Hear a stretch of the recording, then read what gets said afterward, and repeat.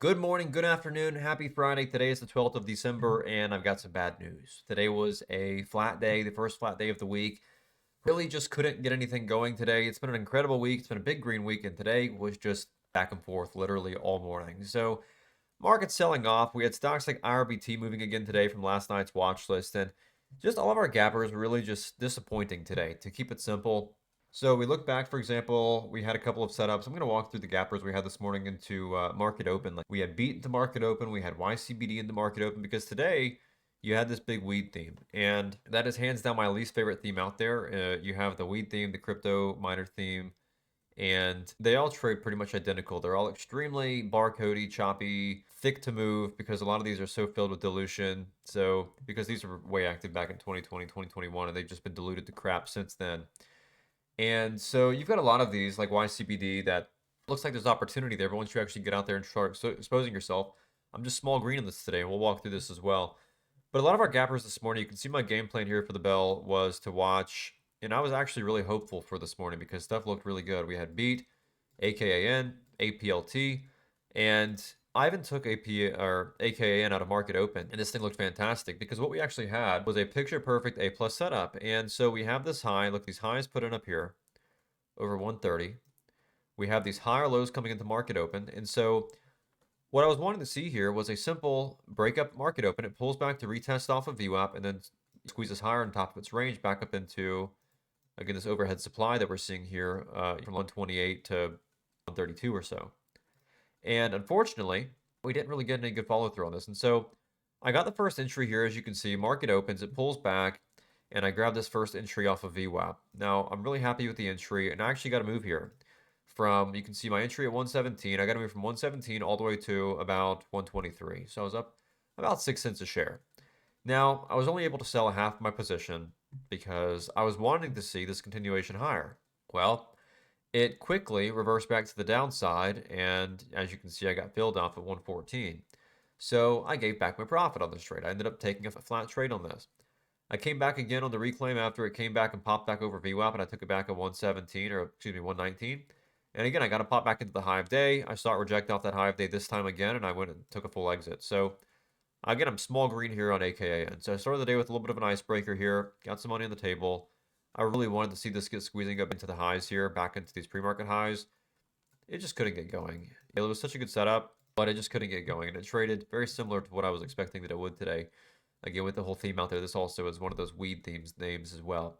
So outside of that, went over to beat thereafter, and I tried to take a bit of a 1 minute pullback here off the pre-market high.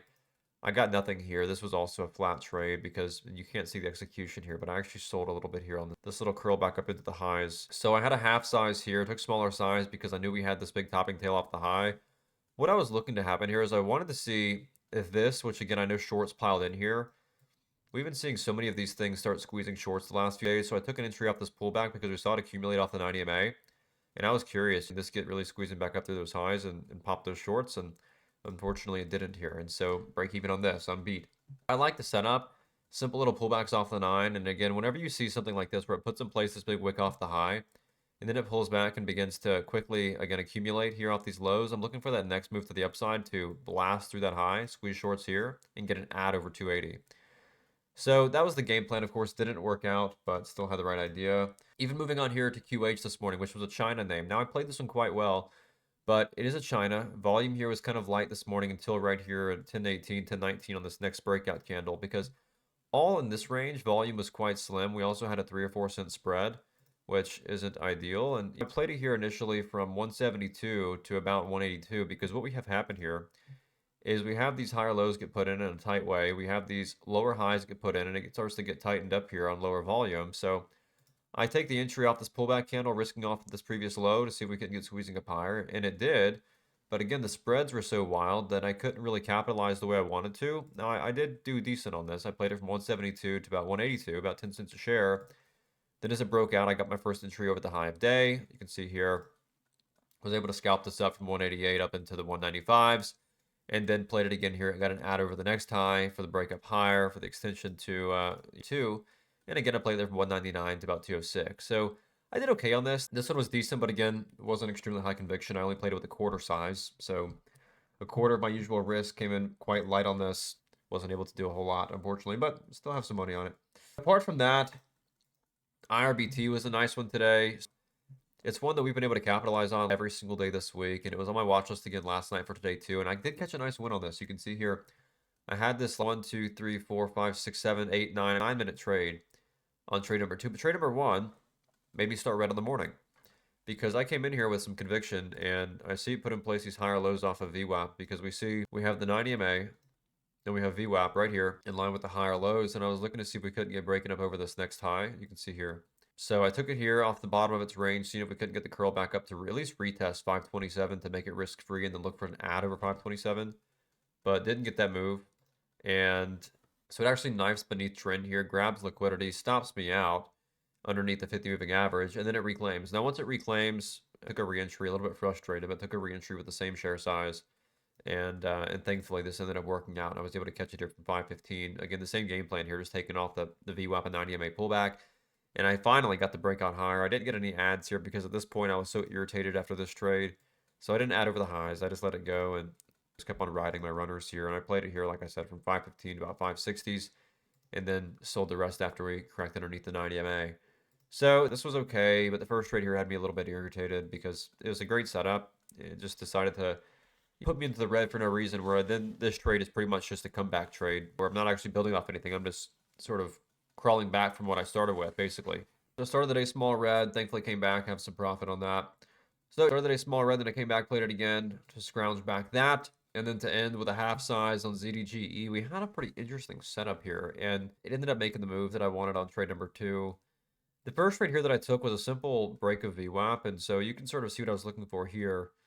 But I sort of got spooked out of this because, see, the way I was watching this initially, we didn't have these highs put in yet. So the way I was watching it was like this off these lower highs. And so I think we have much range. So I took the first breakout to look for that extension higher, but then I said, hold on here. We have these lower highs stacked overhead. So I said, oh, crap.